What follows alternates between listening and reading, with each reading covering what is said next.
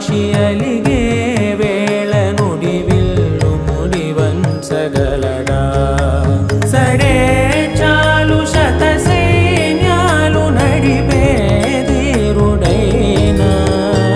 వసుధావాణి మిథిలావేణి మది వెనుక పలుకు పలుకులెరుగగా